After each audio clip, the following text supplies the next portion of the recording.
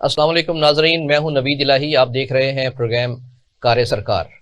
ناظرین، دو نئی ڈیولپمنٹس ہوئی ہیں، ایک تو فارمیشن کمانڈرز کی کانفرنس ہوئی ہے اور دوسرا ایک نئی پارٹی استحکام پاکستان پارٹی نے جنم لیا ہے۔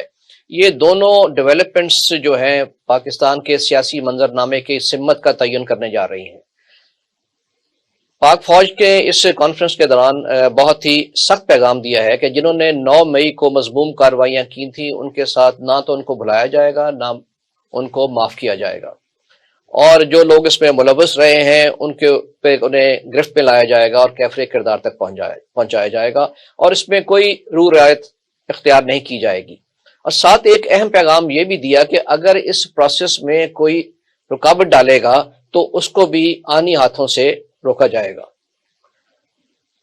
اور دوسری جو ڈیولپمنٹ وہ یہ ہوئی کہ پی ٹی آئی کو پہیے اور پر لگانے والے جہانگیر ترین نے اپنی ایک نئی پارٹی استحکام پاکستان پارٹی کا باضابطہ اعلان کر دیا ہے، اور اس میں 100 کے قریب پی ٹی آئی کے مین رہنما شامل ہو گئے ہیں۔ تو اس کے اوپر ڈسکشن کے لیے آج ہمارے ساتھ موجود ہیں سینئر صحافی جناب فاروق عادل صاحب اور سینئر صحافی اور انویسٹیگیٹو جرنلسٹ جناب عبدالستار خان صاحب۔ ویلکم ٹو دا شو سر۔ تو میں یہ باتیں دو ڈیولپمنٹس کا ذکر کیا ہے، پہلے میں فاروق صاحب سے چاہوں گا کہ اس کے اوپر تبصرہ کریں۔ جیسے میرا یہ خیال ہے کہ یہ ہمارا جو سیاسی منظرنامہ ہے جو کافی اتھل پتھل ہوا ہے اس کو ایک سمت کا تعین کر دے گا، تو آپ کا اس کے بارے میں کیا خیال ہے فاروق صاحب؟ کہتے ہیں جب درست ہے، کسی کے صرف اتنی بات نہیں ہے کہ یہ 9 مئی کے واقعات ہیں۔ 9 مئی کے جو واقعات ہیں یہ یوں سمجھ لیجیے کہ جو ایک صورتحال چل رہی تھی، جو معاملات چل رہے تھے، اس کا نقطہ عروج تھا، اور بالآخر معاملات اسی نہج پر پہنچنے تھے جس نہج پر پہنچانے کے لیے عمران خان جو بھی کہیں کپتان خان جو طرز عمل جو انہوں نے اختیار کر رکھا تھا اور جس طرح سے اپنے کارکنوں کو وہ دیکھ دے رہے تھے، بالآخر یہی ہے۔ لیکن جو ریاستی ادارے اور ریاست بالآخر ایک سخت نقطہ نظر پہ پہنچی ہے، تو اس کے پیچھے صرف 9 مئی نہیں ہے، اس کے علاوہ بھی بہت کچھ ہے۔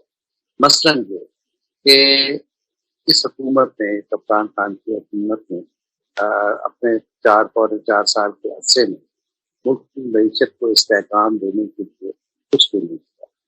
اس کو مسلسل توجہ دلائی جاتی رہی، حزب اختلاف نے اس کے ساتھ تعاون کا ہاتھ بڑھایا کہ آئیے بچا کے معیشت کرتے ہیں، اس پر بھی آمادہ نہیں ہوئے اور مسلسل ملک کو تجارت کی کیفیت کرتے، اس کے نتیجے میں معیشت لگی تھی۔ تو معیشت کی کمزوری کا تعلق صرف لوگوں کے کھانے پینے سے تو نہیں ہوتا، قوموں کی آزادی کے ساتھ ہے۔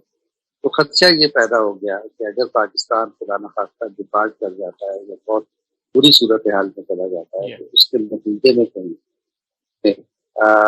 دوبارہ دہشت گردی نہ شروع ہو جائے، اور اگر دوبارہ دہشت گردی شروع ہوتی ہے تو خطرہ پیدا ہو جائے گا کہ بین الاقوامی قوتیں جو ہیں آپ کے دفاع کے خلاف کوئی اقدام نہ کریں یا آپ کے ایٹمی اثاثوں کے بارے میں وہ کوئی فیصلہ نہیں کریں۔ ایک خدشہ یہ تھا۔ دوسرا جو سب سے بڑا یعنی خطرناک بات تھی وہ یہ تھی کہ اکنامک کوریڈور کو انہوں نے نہ صرف بند کر دیا بلکہ انہوں نے چین کے ساتھ تعلقات کو بھی خراب کر دیا، اور جس کے نتیجے میں ایک ایسا پروجیکٹ جو پاکستان کی لائف لائن تھا تو بالکل لپیٹ کر رکھ دیا۔ یہ دوسرا جو بھی تھا۔ تیسرا بھی ایک اور بھی پرابلم تھا، پاکستان تحریک انصاف کی قیادت جو تھی پاکستان کے آئین کے بارے میں کچھ خاص عزائم رکھتی تھی۔ پاکستان کے آئین کی 4 بنیادیں ہیں، اس کا نام، اس کا جغرافیہ، اس کی پارلیمانی نظام حکومت، اور چوتھا اس کا نظریہ جس کی بنیاد پر یہ ملک قائم ہوا۔ وہ ان 4 بنیادوں کو یا کم از کم 3 بنیادوں کو ڈھا دینے پر یعنی کمٹمنٹ کی، اور عمران خان کے بیانات لوگوں کو یاد ہوں گے جس میں انہوں نے یہ کہا تھا کہ کشمیر ہو سکتا۔ تو یہ 3 چیزیں ایسی ہیں جس کی وجہ سے اس سیاسی جماعت کے عزائم کے بارے میں بہت تشویش ہے، لیکن یہ ایسی صورتحال تھی جس پر آپ بہت آسانی سے گرفت نہیں کر سکتے۔ تو ظاہر ہے کہ پھر اس طرح کی جو قوتیں ہوتی ہیں جیسے کراچی میں MKM کی قوت تھی، الطاف حسین کی قوت، وہ خود اپنے شکنجے میں اپنی حرکات سے اپنے شکنجے میں خود آ جاتی ہے. جیسے الطاف حسین پاکستان کے خلاف زیان بکتے ہوئے پھنس گئے اور بالآخر اپنا پورا سیاسی سرمایہ ضائع کر دیتے. بالکل یہی کچھ کپتان خان کے ساتھ یا PTI کے ساتھ ہوا ہے، اور وہ اپنے یوں سمجھیے کہ ہجان خیزی میں اور اپنے پاگل پن میں مسلسل آگے بڑھتے چلے گئے اور اپنے کارکن کو ہجان میں مبتلا کرتے گئے اور اس کو سمجھ سے عاری ہو گیا. نتیجہ یہ نکلا کہ بالآخر جب عمران خان نے ڈال دی تو اس کے نتیجے میں ریاست کے خلاف بغاوت. نہیں، اب میں یہ پوچھنا چاہوں گا فاروق صاحب، یہ میں اس پہ تھوڑا انٹرپٹ کروں گا کہ اب یہ جو صورتحال پیدا ہو گئی اور یہ پارٹی اب ٹوٹ پھوٹ کا شکار ہو گئی، تو آپ سے سمجھتے ہیں کہ اس میں ایک خلا ایسا پیدا ہوا ہے، ویکیوم ایسا پیدا ہوا ہے جہاں پہ اگرچہ دو مین پارٹیز موجود ہیں، پاکستان مسلم لیگ نون اور پیپلز پارٹی، تو ایک تھرڈ جو پارٹی ہے اس کی گنجائش موجود تھی اور گنجائش موجود ہے کہ جس میں یہ استحکام پاکستان پارٹی جو ہے اس کو لانچ کیا گیا ہے. میں تو اس طرح کی سیاسی جماعتوں کے قیام کو اور جس طرح سے اس کو مواقع دیے جاتے ہیں، میں تو اس کا قائل نہیں. اگر یہ اس کی گنجائش ہوتی اور اگر یہ ایکسیل کرنے کی اہلیت رکھتی ہو تو پھر پاکستان تحریک انصاف کے ساتھ یہ انجام کیوں ہوتا ہے؟ پاکستان تحریک انصاف بھی دیگر جماعتوں کو توڑ کے بنائی گئی اور توڑ کے جو بنائی گئی وہ 4-5 سال پہ نہیں چل سکی جی. اور بالآخر وہ رہ گئی. میں یہ سوال ستار خان صاحب سے بھی کرنا چاہوں گا، جیسے آپ نے جو بات کی اسی پہ آگے بڑھاتے ہوئے. ستار صاحب، یہ آپ چونکہ آپ کی گہری نظر ہے سالہ سال سے ان چیزوں پہ، نئی پارٹی ایک لانچ کی جا رہی ہے اور بلکہ باضابطہ اعلان کر دیا ہے، تو اس میں دو باتیں دیکھنے کی ہے. ایسے پہلے بھی ایک دفعہ ہوا جیسے PMLQ کو لانچ کیا گیا تو وہ چاہے جتنی بھی کمزور رہی وہ ایک سیاست کا حصہ بنی رہی، اور اب یہ ایک نئی پارٹی لانچ ہوئی ہے. تو آپ مجھے یہ بتائیے کہ کیا یہ اپنا اس کو مقام پیدا کر سکے گی اس سیاست میں؟ اور دوسرا جو اس کے اہم لیڈران ہیں جیسے جہانگیر ترین ہیں، جنہوں نے میں نے کہا کہ انہوں نے PTI کو پہیے اور پر لگائے تھے، اور علیم خان ہیں، کیا ان میں اتنی قائدانہ صلاحیتیں ہوں گی کہ وہ اس پارٹی کو ایک نیشنل پارٹی کے طور پہ آگے لے جا سکے؟ نبید علیہ صاحب، یہ جو پارٹی چھوڑ کے گئے تحریک انصاف اور پھر کسی دوسری جماعت میں چلے گئے، ان میں سے اکثریت کا پچھلے کافی عرصے سے کافی انداز سے یہی طریقہ رہا ہے کہ جو کوئی بھی نئی پارٹی جس کے پیچھے اسٹیبلشمنٹ ہوتی ہے یہ اس میں جا گھستے ہیں. اور پھر میڈیا بھی ان کے ساتھ، جو میڈیا کو ہم میڈیا پرسنز کو جو رویہ رکھنا چاہیے وہ ہم نہیں رکھ پاتے. اب یہ علیم خان ہیں اور یہ جہانگیر ترین ہیں، یہ اپنے بہت ہی قریبی لوگوں کے ساتھ بیٹھ کے جن کے ساتھ دکھ سکھ کھول سکتے تھے، تو انہوں نے یہاں تک اپنا دکھ سکھ کھولا کہ جتنے پیسے ہمارے عمران خان پر لگے، جتنے تحریک انصاف پہ لگے، اس میں تو ہم نئی شوگر مل اور نئی ٹیکسٹائل مل بنا سکتے تھے. اب پیسہ جو ہے وہ پالیٹکس میں کس لیے استعمال ہوتا ہے؟ اگر میں پالیٹکس میں جاؤں گا، پیسوں کا استعمال کروں گا، وہ مجھے اس کا ڈیویڈنڈ تو ملے گا تو میں اس کا ڈیویڈنڈ دوں گا. تو یہ لوگ بھی جب سیاست میں جاتے ہیں، ان کے پاس پیسہ بہت ہے، یہ سیاست میں جاتے ہیں تو یہ خاص قسم کی پولیٹیکل انویسٹمنٹ ہوتی ہے. اب پولیٹیکل انویسٹمنٹ کا جب ڈیویڈنڈز لینے کے لیے، جب اس کا رزلٹ لینے کے لیے وقت آتا ہے تو عمران خان نے آنکھیں بدل لی.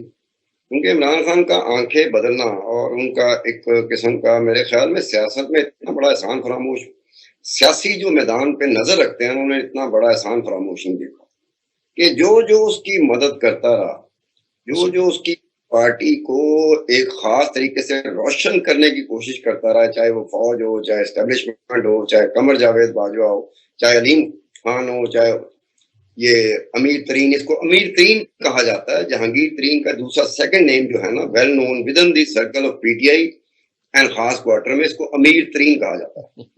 تو یہ جب لوگ ہوتے ہیں، جب انہوں نے جو احسانات کیے عمران خان پہ، تو عمران خان نے تو ایک لمحے کی تاخیر کیے بغیر، وہ کہتے ہیں نا ماتھے آنکھوں پہ رکھ لینا، تو ماتھے آنکھوں پہ رکھ لی اس نے. اب یہ بکھرے ہوئے لوگ ہیں، یہ بیچارے ایک پناہ گاہ ڈھونڈ رہے ہیں. ایک پناہ گاہ سے ان کو نکالا گیا، دوسری پناہ گاہ میں چلے گئے. جیسے افغان مہاجرین نہیں تھے، ان کے لیے بھی ایک پناہ گاہ ہونی چاہیے جہاں یہ لوٹے جو ہے نا، ان کے لیے کوئی بستی آباد ہونی چاہیے، کوئی کیمپ ہونا چاہیے جہاں ان کو رکھا جانا چاہیے. کہ جناب آپ اپنی دیہڑی کے چکر میں کسی ایک پارٹی میں گھستے ہیں اور اسٹیبلشمنٹ آپ کے پیچھے ہوتی ہے اور آپ کو یقین ہوتا ہے کہ آپ سیاست کا فائدہ اٹھا سکیں گے جیسے سیاستدان اٹھانا چاہتا ہے. اس میں ناکامی کے بعد یہ لوگ پھر دوسری اب کوئی ایسی جماعت ہو جس کے پیچھے اسٹیبلشمنٹ یا فوج نہ ہو, اس میں جہانگیر ترین, علیم خان اور یہ باقی لوگ جانے تو پھر بات بنتی ہے. جب انہیں 101% یقین ہے کہ یہ جو ہے پیچھے اسٹیبلشمنٹ ہے جن کو ایک بہت بڑا دھچکا لگا ہے, دھوکہ دیا گیا ہے, آنکھیں ماتھوں پہ گئی ہیں, وہ عمران خان نے کی ہیں, آپ ان لوگوں کو لے کے آ گئے. رزلٹ یہ ہوتا ہے کہ آپ کا ووٹ بینک ہوتا ہے جس نے آپ کو بچانا ہوتا ہے. پیپلز پارٹی کا سندھ میں ووٹ بینک ہے, باقی ملک میں نہ ہو ایک الگ بات ہے. نون لیگ کا پنجاب میں نون لیگ کا ووٹ بینک بڑا ڈومینیٹ تھا جب 2022 میں عمران خان کی حکومت تھی, اس وقت تک بڑا ڈومینیٹنگ تھا. ان کا ووٹ بینک ہے. اب عمران خان کا بھی ووٹ بینک بن چکا ہوا ہے. اس میں دیکھنا یہ ہے کہ یہ جو نئی استحکام, پتہ نہیں کیا نام رکھا ہے انہوں نے, 3-4 دن لگا دیے اس نام کو سوچتے سوچتے. حالانکہ پہلے دن سے کچھ لوگ کہہ رہے تھے کہ پتا تھا کہ یہی نام ہے. اس کے بعد انہوں نے ایک خاص چاشنی پیدا کرنے کے لیے, ایک تجسس, ایک کیوریوسٹی پیدا کرنے کے لیے انہوں نے اتنے دن لگا دی. اب ان کا ووٹ بینک ہے کہ نہیں ہے, یا اس میں جو لوگ ٹوٹ کے آ رہے ہیں, نہیں وہ تو کہہ رہے ہیں کہ ہم ان میں جو جن کو آپ ٹرن کوٹ کہہ رہے ہیں اس میں بہت بڑی تعداد جو ہے وہ الیکٹیبلز کی بھی ہے. یعنی جو لوگ رورل ایریاز میں اپنے ووٹ ان کے ہوتے ہیں اور وہ جیتنے کی پوزیشن میں ہوتے ہیں. شہروں میں ایسا نہیں ہے, شہروں میں پارٹیاں جیتتی ہیں تو ان کا خیال ہے کہ ہم نے الیکٹیبلز لیے ہیں. الیکٹیبلز کا بھی آپ تھوڑا سا یہ دیکھیں نا تاریخی طور پر, جب نواز شریف کے خلاف اسٹیبلشمنٹ اور فوج ہوئی تھی تو جتنے بھی الیکٹیبل نون میں تھے وہ ایک اچھی خاصی بڑی تعداد میں اسٹیبلشمنٹ توڑ نہیں سکی تھی ان الیکٹیبلز کو. اور ان الیکٹیبلز کا جیتنا 2018 کے الیکشن میں اس بات کی نشاندہی کرتا تھا کہ ضروری نہیں ہے اسٹیبلشمنٹ اور فوج آپ کے پیچھے آ جائے, آپ الیکٹیبلز ہوں اور آپ الیکشن جیت جائیں. اب یہ ہے کہ یہ لوگ اس برے طریقے سے ایکسپوز ہوئے ہیں, پہلے کبھی اس طریقے سے اتنی تیزی کے ساتھ نہیں ہوئے تھے. اب مجھے ڈاؤٹ لگتا ہے, آپ کو لگے نہ لگے, مجھے ڈاؤٹ ہے کہ الیکٹیبل شاید اب الیکٹیبل ہی نہ رہے ہوں, کیونکہ ووٹ جس طریقے سے برے طریقے سے تقسیم ہوا اور عمران کی وجہ سے ہوا, کیونکہ عمران نے ایک خاص طرح کی شدت کی سیاست کو مقبول کروایا اپنے پی ٹی آئی کے فالوورز میں. پی ٹی آئی کا فالوورز ایک خاص شدت کے ساتھ سیاست کو پسند کرتا ہے, جس میں یہ ہوتا ہے کہ جی میں نے اس کو نہیں چھوڑنا تو میں اس کو گرا دوں گا, تو میں ہوں لمحہ پا دوں گا. یہ لوگوں کو پسند ہے. اور پی ٹی آئی کے لوگوں کا یہ ہے کہ پی ٹی آئی کے جو سپورٹر ہیں اس میں ایک اچھی خاصی بڑی تعداد ان کی ہے جو سیاسی طور پہ میچور نہیں ہے. وہ ایسے لگتا ہے جیسے تصوراتی دنیا میں رہنے کے آدمی ہیں. یہ وہ پتہ نہیں رات کو خواب دیکھتے ہیں, صبح اٹھتے ہیں تو وہ کہتے ہیں کہ خان صاحب یہ ہو جائے گا. میں کہ یار یہ کس طرح ہو سکتا ہے, زمینی حقائق گراؤنڈ ریئلٹی اس سے بالکل مختلف ہے. تو یہ وہ روحانی طور پہ, الہامی طور پر پی ٹی آئی کا جو سپورٹر ہے وہ جا چکا ہوا ہے, وہ تصوراتی دنیا میں جا چکا ہوا ہے. اب تصوراتی دنیا میں جو جا چکا ہوتا ہے اس کے لیے ایک الیکٹیبل اس طرح کی اہمیت رکھتا ہے. کیا الیکٹیبل اپنے اس طرح کے ووٹ دوبارہ اکٹھے کر سکے گا یا نہیں کر سکے گا, یہ تو دیکھنے والی بات ہے. لیکن مجھے ڈاؤٹ ہے کہ اب الیکٹیبل کی وہ پوزیشن نہیں ہے جو آج سے پہلے تھی.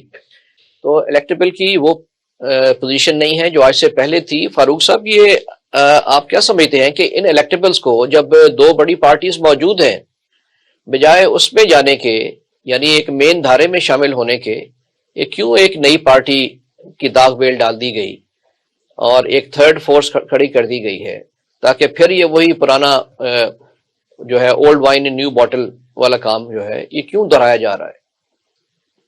نوید صاحب, اس کی کئی وجوہات ہو سکتی ہیں نا. یہ دیکھیں کہ پاکستان مسلم لیگ نون میں گنجائش نہیں ہے. ان کے ہاں یوں سمجھیے کہ حد تک تو فورم مکمل ہے, اور اس مکمل فورم میں اگر آپ کسی اور کو شامل کریں گے تو اس کے نتیجے میں بغاوت ہو سکتی ہے جو پہلے ہو چکی ضمنی انتخابات میں. لیکن جب کہیں ان کی جگہ ہوگی, ہو سکتا ہے کہ وہ لوگ شامل کریں اسے. یہ چیز مسلم لیگ نون کی طرف سے بارہا کہی گئی ہے, رانا ثناء اللہ کہہ چکے ہیں اپنی طرف. اس کے علاوہ پیپلز پارٹی میں لوگ جا رہے ہیں بڑی تعداد میں, کافی نے بھی شمولیت اختیار کی ہے. تو تیسری صورت اس کی وجہ یہ ہو سکتی ہے کہ ان لوگوں, بہت سارے لوگ ایسے ہوں گے نا جو ان جماعتوں میں جانا نہیں چاہتے ہوں گے, یا ان لوگوں کا اور کوئی ٹھکانا نہیں ہوگا. تو جن لوگوں کا کوئی ٹھکانا، جیسے فواد چودھری ہیں، انہوں نے بہت کوشش کی مختلف جماعتوں میں جانے، لیکن ان کے لیے گنجائش نہیں بنی. اور ظاہر ہے کہ جیسا سیاسی کردار فواد چودھری کا رہا ہے کوئی اسے قبول نہیں کرے گا. تو اس طرح کی بھی صورت ہو سکتی ہے. تو ایسی صورت کے لیے اب یہ دیکھیں کہ فواد چودھری اینڈ کمپنی، اس کے علاوہ وہ جو سابق گورنر سندھ ہیں اور شاید ایک آدھ اور صاحب بھی، محمود فوجی صاحب، یہ سارے لوگ کل پہنچ گئے اس لانچنگ میں. بن بلائی پہنچ گئے وہاں. تو اب ان لوگوں کے لیے کوئی ٹھکانا تو چاہیے نا. تو وہ ٹھکانا شاید ان کو دے دیا گیا. اس کی ایک وجہ تو یہ ہے، اور یہ بالکل ٹھیک کہا ستار صاحب نے کہ جو انویسٹمنٹ کی جہانگیر ترین صاحب نے، تو وہ درست نتیجے پہ پہنچے کہ بہتر تھا کہ اور شوگر مل لگا لیتے، بجائے عمران خان جیسے جو احسان فراموش شخص ہے اس پہ انویسٹمنٹ کرنے کے. تو اب ان کو کسی نے سجھایا ہوگا، جیسے ہم کہہ سکتے ہیں کہ اسٹیبلشمنٹ یا کوئی اور نظریہ بھی ہو سکتا ہے. تو انہیں سجھایا گیا ہوگا کہ بھائی آپ ایک گانا بنائیں جس پہ یہ سارے بوڑھے بٹ کے لوگ جمع ہو جائیں، اور ویسے بھی آپ کا ایک یعنی جس طرح کا کردار سامنے آیا ہے مینوور کرنے والا اور لوگوں کو یعنی مؤثر سیاسی کردار کے طور پہ، تو آپ کو ایسا کرنا چاہیے. تو یہ انہوں نے کیا ہوگا. اور تیسری یا چوتھی وجہ اس کی یہ بھی تو ہو سکتی ہے نا کہ جو ٹوٹ ہوئی پاکستان تحریک انصاف میں اور بالکل بکھر کے انکوں کی طرح بکھر کے، اس میں ایک سیکنڈ جی سر، وہ بکھر کے رہے. اس کے نتیجے میں یہ عین ممکن ہے کہ پاکستان مسلم لیگ نون 2/3 اکثریت لے جائے. تو اس کا بھی تو بندوبست کرنا مقصد ہوگا نا کہیں. جی بالکل ٹھیک ہے، بالکل ٹھیک ہے. لیکن اس کے ساتھ ہی ایک اور جو مجھے یہ جس طرح پارٹی بنی ہے، اور جیسے ستار خان صاحب کہہ رہے تھے کہ امیر ترین بھی ہیں، باقی بھی اس میں عمرہ ہیں، تو اس کا مطلب وہ جو ہمارے سیاسی نظام کا ایک بدنما چہرہ ہے کہ یہاں پہ صرف عمرہ ہی پارٹیز بناتے ہیں، پارٹی کو لیڈ کرتے ہیں، بلینئرز ہی کرتے ہیں، باقی جو ہیں تمام لوگ جو ہیں وہ صرف ہرکارے ہیں اور ایندھن ہیں. تو یہ شاید یہ شکل نہ جانے کب بدلے گی، اور کب یہ ہوگا کہ مڈل کلاس کو بھی لیڈرشپ میں آنے کا موقع ملے گا. ان کو تو آگے رکھ کے چلایا جاتا ہے مڈل کلاس کو. باقی آپ دیکھیں تمام پارٹیز جو ہیں وہ اس طرح ہی ہیں کہ ان کو امیر ترین لوگ ہی چلا رہے ہیں. اور اس میں ایک اور پارٹی کا اضافہ ہو گیا ہے. آپ کو یاد ہوگا کہ ایک دفعہ ایک الیکشن ہوا تھا تو لاہور سے وہ سلیم صاحب تھے جنہوں نے اپنا نام تھا سلیم کرلا، تو انہوں نے اپنا ایک نعرہ رکھا تھا کہ اقتدار کے بھوکوں میں ایک اور بھوکے کا اضافہ. تو اقتدار کی تگ و دو میں ایک اور پارٹی کا اضافہ ہو گیا. تو میں اس پہ مجھے یہ تعصب ہے کہ ٹھیک ہے، پریگمیٹک اپروچ تو یہ ہے کہ جو کچھ لوگوں نے وہاں نہیں جانا تھا، کنٹرول میں بھی رکھنا ہے دو پارٹیز کو. آصف زرداری صاحب بھی یہاں موجود ہیں، جان لے کے بیٹھے ہوئے ہیں کہ کچھ پرندے وہاں پہ بھی جائیں، کچھ پی کیو میں چلے گئے ہیں، لیکن الٹیمیٹلی کھیل جو ہے وہ پیسے کا ہی ہے یہاں پہ. ستار خان صاحب، اچھا اگر آپ ایسی پرانی بات کرنے کی اجازت دیں، یہ آئی تھنک نواز شریف کا دوسرا دور حکومت تھا جب محترمہ بے نظیر بھٹو صاحبہ نے 7 اپوزیشن فورم قائم کیا. اس موقع پر 7 ممالک سے کئی لیڈرز آئے، سابق صدور اور وزرائے اعظم واجد وی پی سنگھ صاحب آئے انڈیا سے. تو انہوں نے جو اس موقع پر تقریر کی، انہوں نے پورے اعداد و شمار کے ساتھ بات کی، اور انہوں نے یہ بتایا کہ جو صورتحال ہے اس میں انڈیا جیسے ملک میں جیسے دنیا کی سب سے بڑی جمہوریت قرار دیا جاتا ہے، پیسے کے بغیر آپ سیاست نہیں کر سکتے.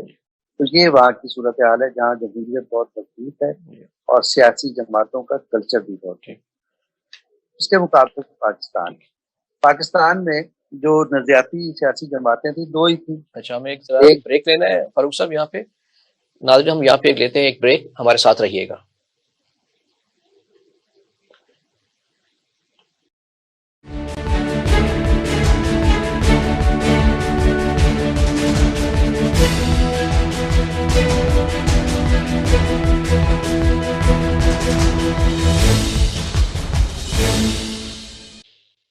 ویلکم بیک ناظرین. تو فاروق عادل صاحب بات کر رہے تھے اس کے اوپر، تو فاروق صاحب اپنا جاری رکھیے گا پلیز. کیا تھا کہ نواز شریف کے دوسرے دور حکومت میں نہیں، تو پہلے دور حکومت میں وساط اپوزیشن فورم قائم ہوا تھا. اور میں یہ کہہ رہا تھا کہ وی پی سنگھ نے یہ بتایا کہ بھارت جیسی جمہوریت میں جہاں جمہوری روایت کو کہا جاتا ہے کہ بہت مضبوط اور طاقتور ہے، دنیا کی سب سے بڑی جمہوریت ہے، وہاں بھی وی پی سنگھ کا موقف یہ تھا کہ پیسے کے بغیر سیاست نہیں ہو سکتی، اور ہمارے جیسے یعنی ہمارے جیسے سے مراد وی پی سنگھ جیسے لیڈرز جو تھے وہ کہتے تھے کہ میرے لیے اب یہ ممکن نہیں رہا کہ میں بھارت میں سیاست کر سکوں.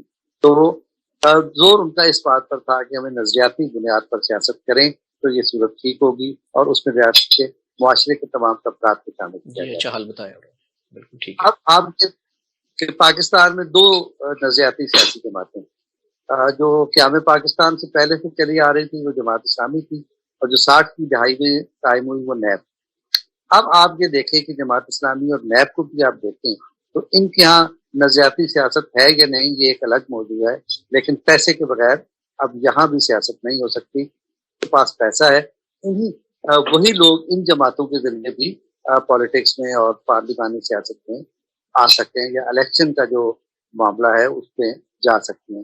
تو یہ اب ممکن نہیں رہا، اور پاکستان کے جو حالات ہیں اس میں تو یہ بالکل ممکن نہیں ہے، اس لیے کہ پاکستان میں سیاست جو ہے نہ نظریاتی بنیاد پہ ہو رہی ہے نہ ہو پاتی ہے.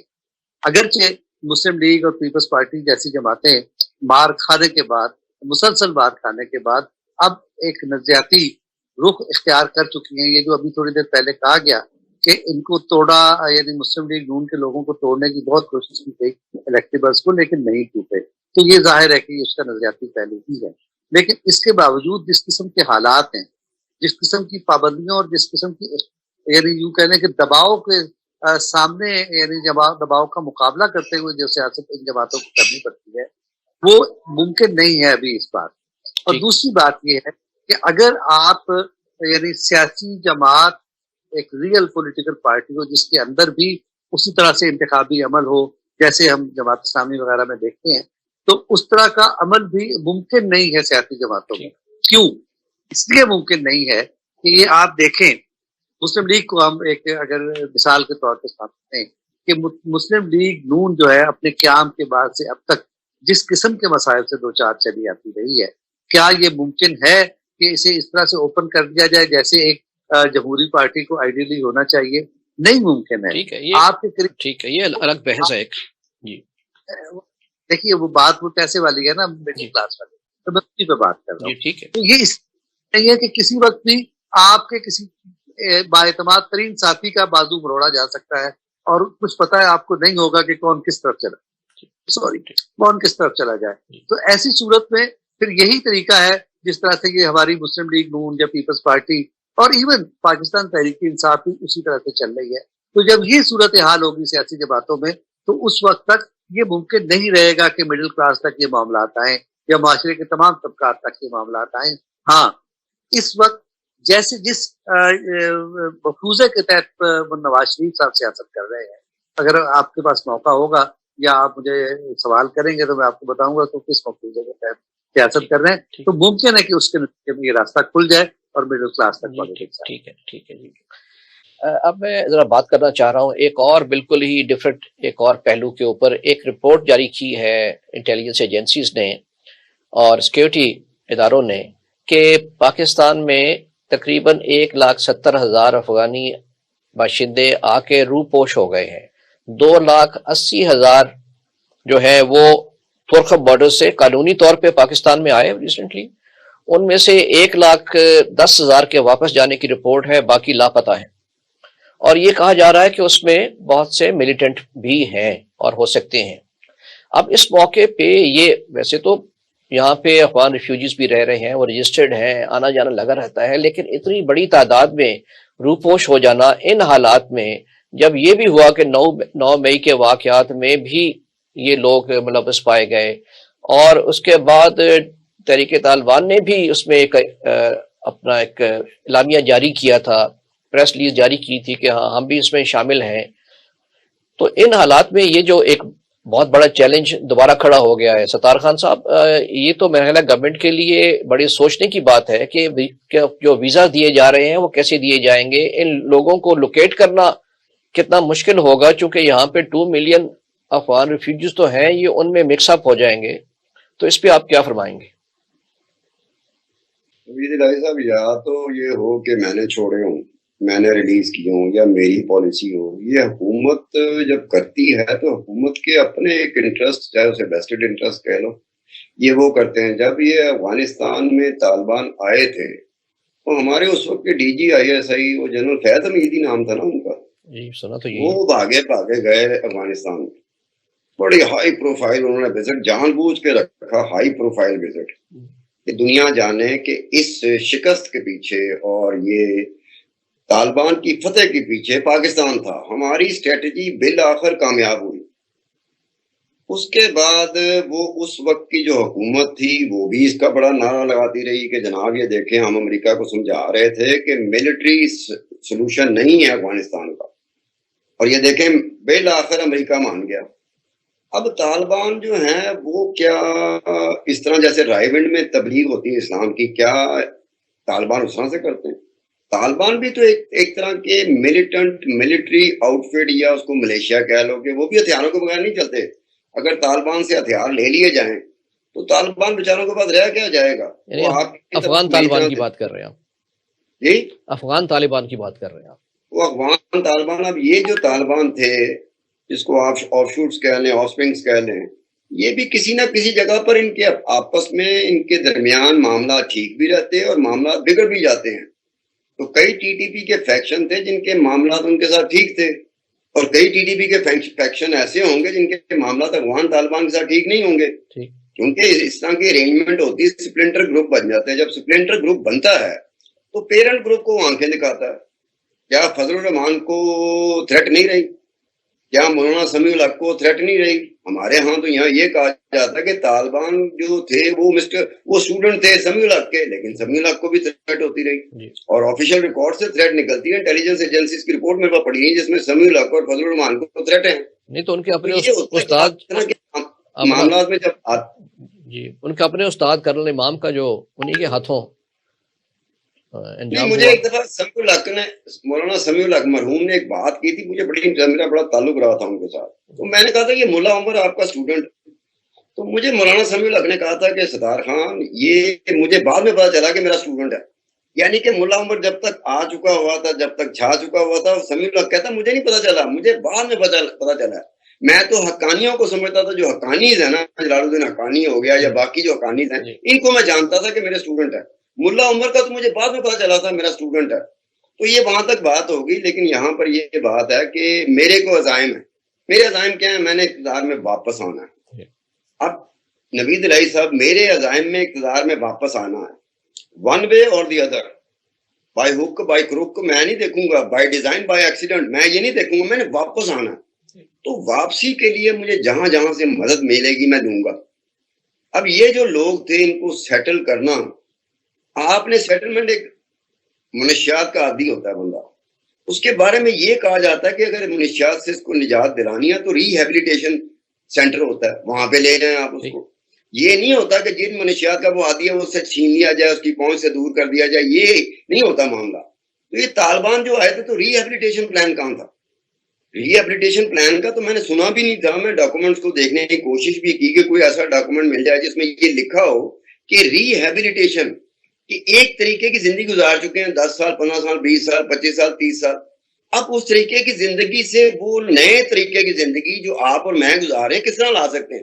وہ ٹرانزیشن، وہ transformation from one set of condition to other, it is not possible without having a rehabilitation plan. نہیں لیکن وہ تو آپ نے کسی چیز سے باز رکھنا کہ ستار نہیں خان صاحب بات کرنا چھوڑ دے، نہیں ایسا تو ستار جرنلزم کرے ہی نہ، ستار جو ہے نا ترخان کا کام کرے، لوہار کا کام کرے، کسی اور کا کام کرے. تو میری ری ہیبلیٹیشن تو پہلے ہوگی تو پھر میں جاؤں گا نا. ری ہیبلیٹیشن کون کرے گا؟ کون کرے گا ری ہیبلیٹیشن؟ وہ تو نہیں چاہتے ری ہیبلیٹیشن. وہ تو کہتے ہیں کہ 20 سال ہم نے جو جدوجہد کی ہے وہ اسی طرح کے نظام کے لیے کی ہے کہ جس کے تحت ہم یہ افغانستان کو چلانا چاہ رہے ہیں. تو ری ہیبلیٹیشن کون کرے گا ان کی؟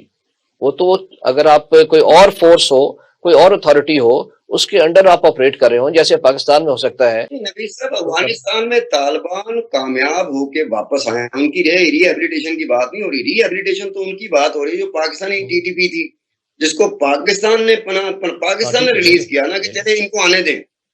اب دیکھیں نا، پلان تو ان کا ہونا چاہیے تھا، یا تو یہاں پہ طالبان آ جاتے ایسے ہی جیسے افغانستان میں افغان طالبان آئے ہیں، پھر تو بات تو پھر ری ہیبلیٹیشن کا کوئی کانسیپٹ نہیں ہوگا.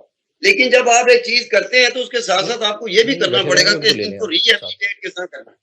یہ بات ہے کہ آپ لوگ اپنے اپنے مقاصد کے لیے جب جس حکومت کو ضرورت پڑتی ہے، اب یہ اسٹیبلشمنٹ ہے یا فوج ہے، اب یہ طالبان کہیں نہ کہیں جا کے تو پیداوار تو ہی نہیں کیا، اب ایک وقت میں گلے بھی ان کے پڑے، تو اب میری بات سنیں، یا تو میری طرف سے پیداوار ہو یا آپ کی طرف سے ہو، پھر تو بات سمجھ میں بھی آتی ہے۔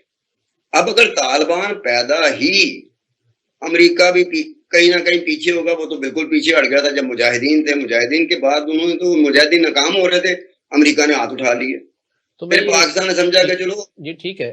تو فاروق صاحب میں یہ پوچھنا چاہوں گا کہ یہ جس ہم ایشو کی بات کر رہے ہیں، اور یہ کافی تگ و دو کے بعد یہ پچھلے ایک سال میں یہ طے ہوا تھا کہ بارڈرز کے ذریعے ساری موومنٹ ہوگی افغان اور پاکستانی ویزاز کے ذریعے، اب یہ وہ لگتا ہے کہ جیسے ویزا والا سسٹم جو ہے وہ بھی ناکام ہو گیا ہے۔ اس پہ آپ 2 منٹ کے لیے کوئی بات کرنا چاہیں؟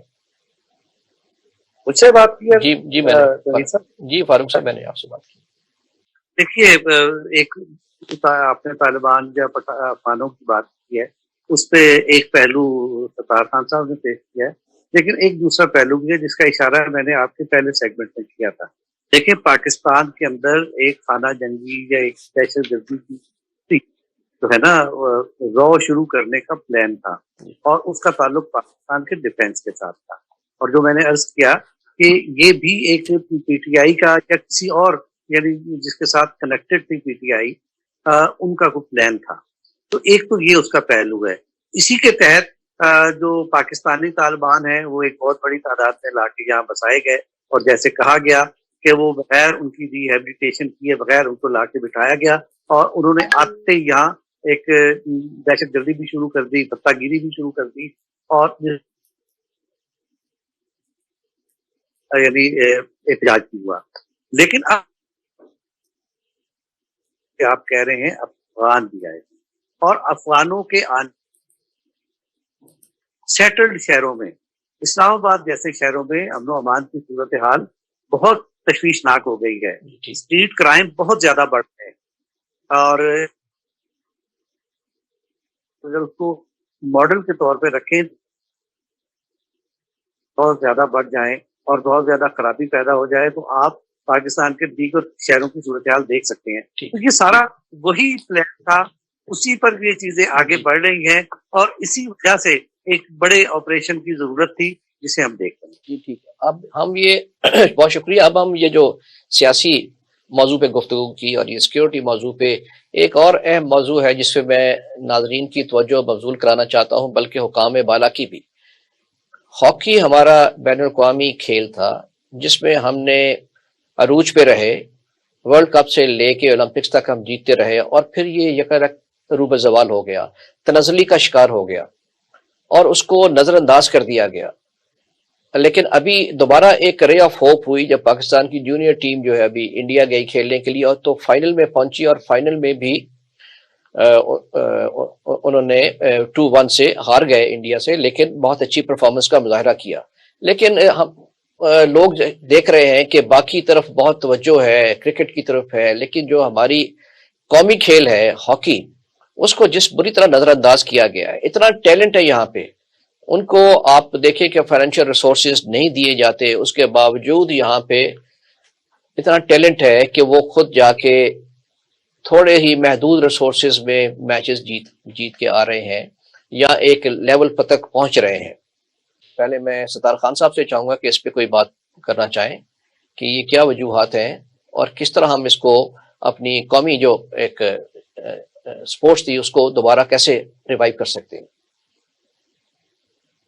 نوید الہی صاحب، وہ اگر ریحان بٹ ہوتے ہیں، ریحان بٹ تھوڑا سا کیونکہ ہاکی کو جانتا ہے، کپتان رہا ہے، آج کل کوچ ہے، ہاکی کو جانتا ہے۔ میں اتنی بات کر دوں کہ پوری دنیا میں جو آفیشیل ویب سائٹ ہوتی ہے نا کسی وزارت کی، کسی محکمے کی یا کسی سپورٹس فیڈریشن کی، تو وہاں سے وہ لوگ، ہم عام بندہ جو ہے نا وہ ویب سائٹ پہ جاتا ہے اور وہاں سے کوئی چیز گیج کرنے کی کوشش کرتا ہے۔ پوری دنیا میں ویب سائٹ ہیں، آپ چلے جائیں، آپ کو سال لگ جائے گا ان کی چیزیں پڑھتے پڑھتے، سال سے اوپر بھی گزر جائیں گے، اتنا کچھ پڑھا ہوتا ہے۔ تو پاکستان ہاکی فیڈریشن کی ذرا ویب سائٹ پہ جائیں، آج کے دن ہی چلے جائیں، وہاں پر آپ کو ایسا لگے گا جیسے وہ قبرستان نہیں ہوتا، خالی قبرستان ہے، قبریں نہیں بنی ہوئی، یعنی کہ قبرستان کی زمین بن چکی ہے، اس کو قبرستان کے نام پہ منسوخ کر دیا گیا ہے، لیکن ابھی تک قبر کوئی نہیں بنے. یعنی کہ اس میں دیکھیں گے پاکستان ہاکی، مینز ہاکی، ادھر جائیں گے آپ کو کوچ اور ہیڈ کوچ کے علاوہ، مینیجر کے علاوہ کوئی نام نظر نہیں آئے گا، 4 لائنیں آپ کو نظر آئیں گی، اور اوپر لکھا ہوگا اپ ڈیٹ نہیں لکھا ہوا، صرف 2019 لکھا ہوا، یعنی کہ 2019 کے بعد اس کو ایک لمحے کے لیے اپ ڈیٹ نہیں کیا. پھر وومنس ہاکی کی طرف چلے جائیں، وہ بالکل بلینک ہے پیج. پھر اس کے بعد یوتھ ہاکی کی طرف چلے جائیں، بلینک ہے پیج. اس کے بعد نیشنل جو جونیئر ٹیم ہے اس کے چلے جائیں، وہ بلینک ہے. اب آپ دیکھیں کہ آپ ہاکی کے ساتھ یہ کریں گے. ایک پرانا مجھے یاد آ گیا، یہ پرانا ایک گیلپ تھا، سروے تھا، ایک ریسرچ رپورٹ تھی، اس میں نے پڑھا تھا، یہ بڑی پرانی بات ہوگی، 4-5-6 سال پہلے، کہ 57% اسٹوڈنٹس کو یہ نہیں پتا تھا کہ پاکستان 2014 میں کوالیفائی نہیں کر سکا تھا ہاکی کے لیے. یعنی کہ انٹرسٹ کا یہ حال ہے کہ یوتھ کو پتہ ہی نہیں ہے کہ ہاکی میں کیا ہو رہا ہے کیا نہیں ہو رہا. یہ الگ بات ہے کہ جی آپ ان کی طرف جائیں جن کو ہاکی کا تھوڑا بہت انٹرسٹ رہ گیا، وہ آپ کو بتائیں گے بدحالی اس وجہ سے ہوئی، ڈکلائن اس وجہ سے ہوا، ڈیمائز اس وجہ سے ہوا. میں یوتھ کی بات کر رہا ہوں کہ 57%، بڑا ویلڈ پوائنٹ تھا، میں نے اس کو ایکسٹریکٹ کر کے سائٹ پہ نکال دیا تھا کہ اس کو کسی وقت استعمال کروں گا کسی اور ایشو میں. تو 57% یوتھ جس میں اسٹوڈنٹ تھے یونیورسٹیز کے، کالجز کے، ان کو پتہ ہی نہیں تھا کہ پاکستان تو کوالیفائی نہیں کر سکا تھا 2014 کا ورلڈ کپ ہاکی کا. تو انٹرسٹ ایک جگہ پہ یہ لے لیں، دوسری جگہ جب ہمارا دور تھا 70s کی 60s کی بات کر رہا ہوں، اب جیسے ٹی وی کے اوپر آر ٹی پی کی ہوتی ہے ضرورت کہ ویورشپ کتنی ہے، ریٹنگ کتنی ہے اس کی، ہر کوئی لگا ہوتا ہے. میں کو 5-6 چینل بکتا چکا ہوں، سب سے بڑا مسئلہ ریٹنگ کا ہوتا تھا. تو ایک زمانے میں ریڈیو کی ریٹنگ ہوتی تھی، اور ریڈیو کی ریٹنگ میں جب کوئی ہاکی میچ ہو رہا ہوتا تھا تو ریڈیو کی ریٹنگ جو ہے نا وہ آسمانوں کے ساتھ ٹچ کرتی تھی، کیونکہ ہر ایک بندہ ریڈیو کے ساتھ جڑا ہوتا تھا کمنٹری سننے کے لیے. اب یہ 60-70s کی بات کر رہا ہوں، اس کے بعد ڈکلائن دیکھ لیں کتنے ہیں. ہم ٹی وی، میں اینکر ہوں، آپ ٹی وی کریں، اور کتنے ٹی وی کا کتنا انٹرسٹ، میڈیا کا کتنا انٹرسٹ رہ گیا ہاکی کے ساتھ؟ کوئی انٹرسٹ ہے ہی نہیں ہاکی کے ساتھ. جی بالکل. میں نے ریحان بٹ سے میری بات ہو رہی تھی تو انہوں نے، وہ بڑے پیشنیٹ ہیں، ظاہر ہے کہ وہ ہاکی کے کیپٹن بھی رہے ہیں، اب قومی ہاکی ٹیم کے کوچ بھی ہیں. انہوں نے ایک تجویز پیش کی دست بستہ حکمرانوں کو کہ چونکہ بڑے فائنینشیل میٹر ہیں ہاکی کے، ان کو نئی ریسورسز ملتے، تو انہوں نے یہ کہا کہ جو آپ کے بجلی کے بلوں میں آپ اتنا کچھ ڈال دیتے ہیں، حتیٰ کہ نیلم جیلم بھی آپ نے اس میں سے ہی بنا لیا ہے، تو 2-4-5 روپے اگر ہاکی کے لیے ڈال دیں تو یہ ہاکی کے لیے فائنینشیل ریسورسز جو ہیں وہ پورے ہو جائیں گے. تو فاروق صاحب، آپ کے خیال میں یہ پاسبل ہے، یہ ڈویبل ہے یہ سجیشن؟ یہ تو ترجیحات کی بات ہے نا. جیسے ابھی بات ہو رہی تھی کہ 2014 میں لوگوں کو یہ نہیں پتا تھا، پاکستانی نوجوان کو، کہ پاکستان کوالیفائی نہیں کر سکا. لیکن اگر آپ ایک نیشنل گیم کون سا ہے تو وہ لوگ ہاکی کا ذکر نہیں کرتے، کرکٹ کا ذکر کرتے. تو اس سے پتہ چلتا ہے کہ ریاست کی ترجیحات کیا ہیں. اور سچی بات یہ ہے کہ یہ جو سرمایہ کار ہے کہ ہمارے نواز شریف صاحب بھی کرکٹ کھیلتے رہے، عمران خان بھی کرکٹ کھیلتے رہے، اور باقی لوگوں کا انٹرسٹ بھی کرکٹ ہے. اور وہ جو نسل تھی، ہم اپنے جب اسکول میں تھے اس زمانے میں جب ہاکی کے انٹرنیشنل میچ پاکستان میں بھی ہوتے تھے اور پاکستان سے باہر بھی ہوتے تھے، تب دیکھتے تھے تو کھٹ ٹی وی کے سامنے لگ جاتے تھے، اور شرطیں لگ رہی ہوتی تھی، نعرے لگ رہے ہوتے تھے. تو وہ ساری چیزیں ختم ہو گئی ہے. وہ چیزیں ختم ہوئی ہیں ریاست کی ترجیحات سے.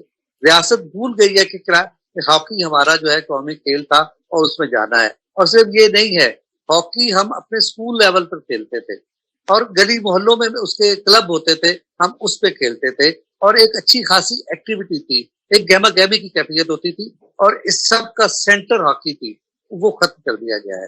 اگر ہم اس کو ریوائیو کریں تو ایسی صورت میں آپ کی نیشنل ٹیم اور قومی سطح پر ہاکی جو ہے وہ طاقتور ہو سکتی ہے. اگر یہ نہیں کریں گے تو ہم اسی طرح اس کا ماتم بھی کرتے رہیں گے، اور اس کی ویب سائٹ پر قبریں تلاش کرتے رہیں گے. اور سچی بات تو یہ ہے کہ قبریں بن چکی ہیں، ایسا نہیں ہے کہ قبریں نہیں بن چکی.